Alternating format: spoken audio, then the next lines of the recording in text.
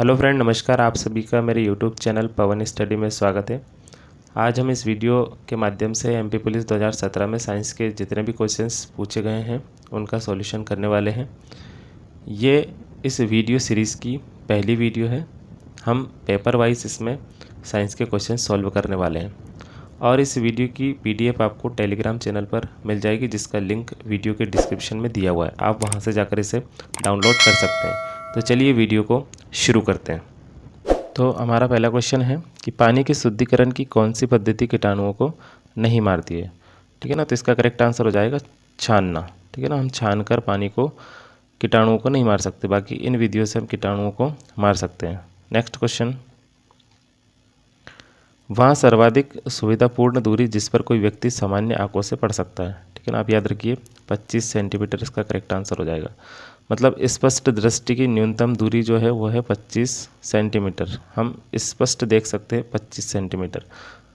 उसके बाद हमको जो वस्तु है वो ब्लर दिखाई देने लगेगी। ठीक है ना। तो हम 25 सेंटीमीटर तक स्पष्ट देख सकते हैं। नेक्स्ट क्वेश्चन,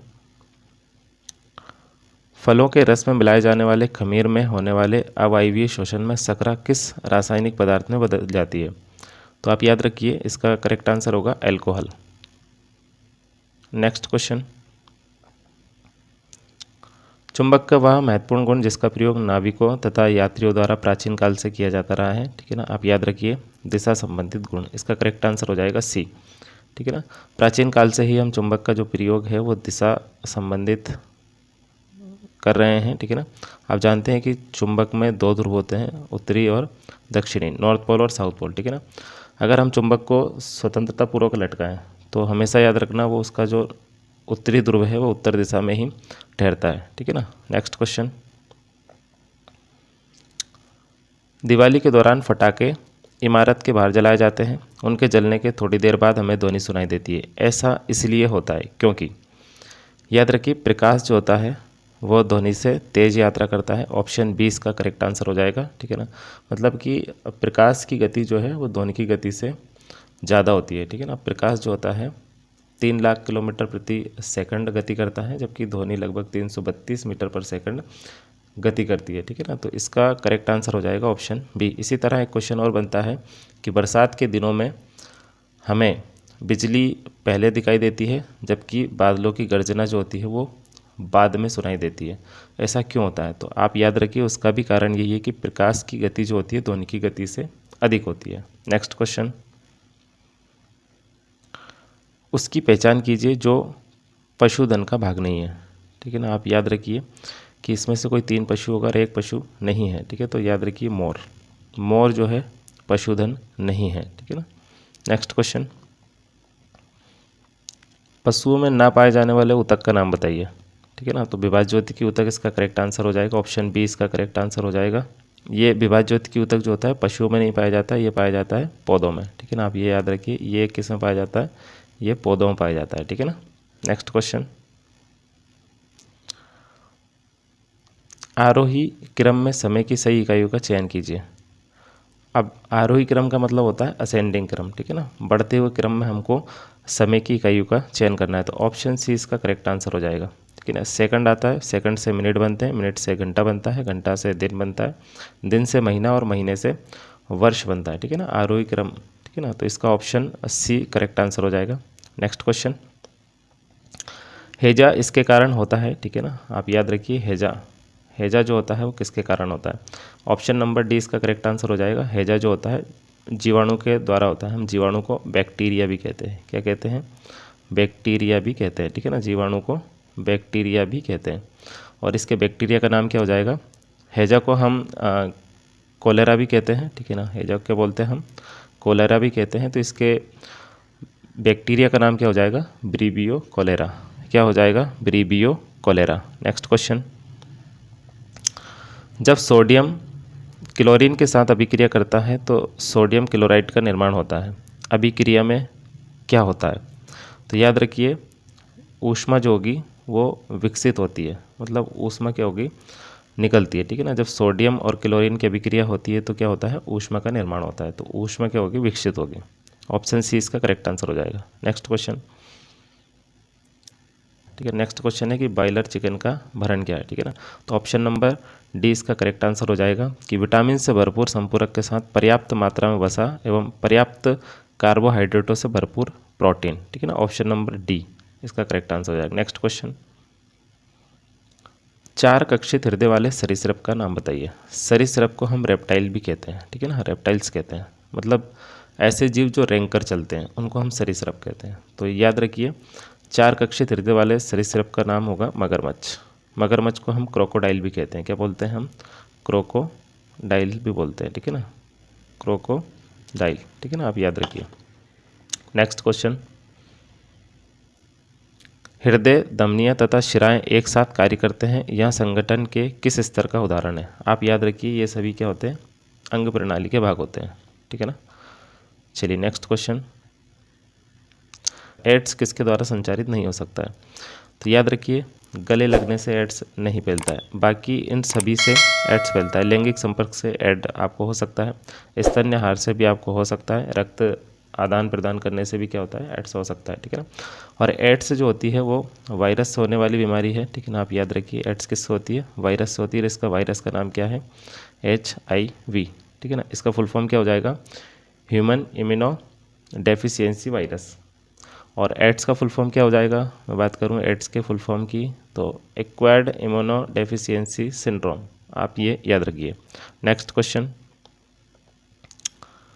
सूक्ष्मजीव जो शकरा के एल्कोहल में परिवर्तन में खमीर कर्मक की तरह कार्य करते हैं, तो आप याद रखिए कौन सा है वो? खमीर।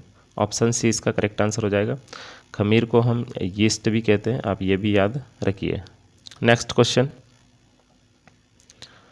पीलिया होने की दशा में कौन सा अंग प्रभावित होता है? तो आप याद रखिए यकृत, ठीक है ना, यकृत प्रभावित होता है पीलिया होने की दशा में। यकृत को हम लीवर भी कहते हैं, ठीक है ना, आप ये भी याद रखिए। पीलिया को हम जॉन्डिस भी कहते हैं, ठीक है ना, आप ये भी याद रखिए। पीलिया को हम क्या कहते हैं? जॉन्डिस भी कहते हैं, ठीक है ना, जॉन्डिस। पीलिया को हम क्या कहते हैं? जॉन्डिस भी कहते हैं। और जब ये रोग हो जाता है तो कौन सा अंग प्रभावित होता है? तो ये आप अंग भी याद रखिए, कौन सा? लीवर। जो लीवर होता है वो क्या होता है हमारा? इससे प्रभावित होता है पीलिया से। नेक्स्ट क्वेश्चन, निम्नलिखित में से किस एक से सुनामी होने की संभावना होती है? तो अधोजल जो भूकंप होता है, भूकंप आने से सुनामी होने की संभावना होती है। ऑप्शन सी इसका करेक्ट आंसर हो जाएगा। नेक्स्ट क्वेश्चन, अपशिष्ट जल उपचार की प्रक्रिया को क्या कहा जाता है? तो ऑप्शन नंबर डी इसका करेक्ट आंसर हो जाएगा, मल जल शोधन। नेक्स्ट क्वेश्चन, जब कोई व्यक्ति अत्यधिक खाता है तो उसका ऊतक वसा से भर जाता है, तो उस ऊतक का हमको नाम बताना है। वशीय ऊतक होता है, इसे बोलते हैं हम एडिपोस टिश्यू। क्या बोलते हैं हम? Adipose tissue. Option number A इसका करेक्ट आंसर हो जाएगा। नेक्स्ट क्वेश्चन, जब वायु में अल्कोहल दहन करता है तो ऊर्जा के रूप में मुक्त होती है। आप याद रखिए ऊष्मा तथा प्रकाश दोनों ही मुक्त होते हैं। ऑप्शन नंबर ए इसका करेक्ट आंसर हो जाएगा। नेक्स्ट क्वेश्चन, रेगिस्तान के पौधों में जल हानि की दर इसकी उपस्थिति के कारण कम होती है। आप याद रखिए वहाँ पर क्यूटिकल पाया जाता है उन पौधों में, इसलिए उसकी जल हानि की दर क्या होती है? कम होती है। ऑप्शन नंबर बी इसका करेक्ट आंसर हो जाएगा। नेक्स्ट क्वेश्चन, नाभिकीय ऊर्जा संयंत्र के रिएक्टर में ऊर्जा निम्न प्रक्रिया के माध्यम से उत्पन्न होती है।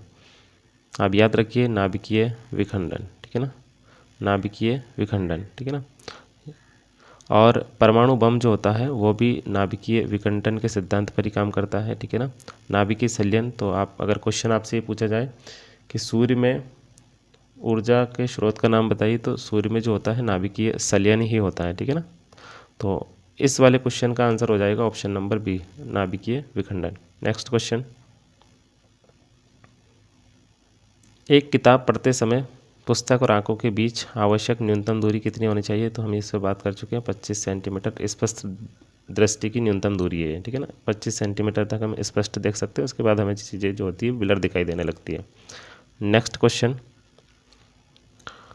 मोसेस ब्रायोफाइटा होते हैं जो इससे पहचाने जाते हैं, ठीक है ना। इसका option number D correct answer हो जाएगा, प्रभावी गैमेटोफाइटिक प्रवस्था।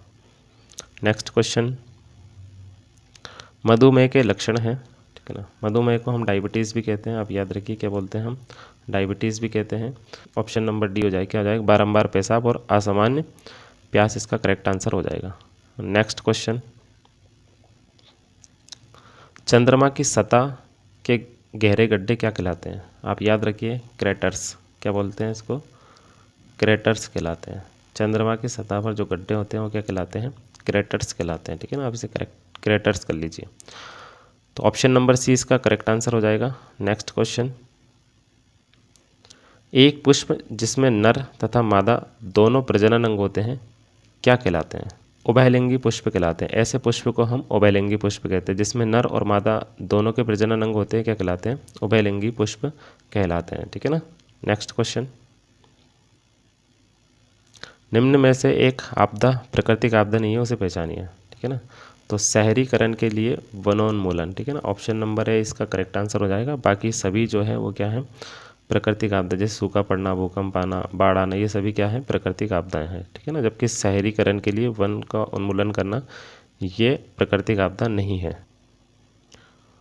चलिए, वीडियो अगर आपको पसंद आई है तो वीडियो को लाइक कीजिए, चैनल पर अगर नए हो तो चैनल को सब्सक्राइब कीजिए, और अगर वीडियो से संबंधित कोई डाउट है तो वो मुझे आप कमेंट करके पूछ सकते हैं। और इस वीडियो की PDF आपको टेलीग्राम चैनल पर मिलेगी, जिसका लिंक मैंने वीडियो के डिस्क्रिप्शन में दिया है, आप वहां से जाकर उसे डाउनलोड कर सकते हैं। तो चलिए, मैं मिलता हूं इस वीडियो सीरीज़ की अगली वीडियो के साथ, तब तक के लिए जय हिंद।